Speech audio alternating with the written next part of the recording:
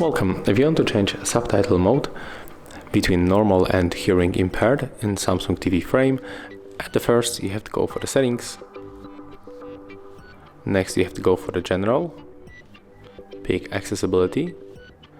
Right now you have to scroll down and enter for subtitle settings. In this place we have to scroll to the subtitle mode and we can switch between normal and hearing impaired. Also you can pick subtitle language and switch between preferred and preferred with hearing impaired. After that you can just go back. If you find this video helpful, remember to leave a like, comment and subscribe.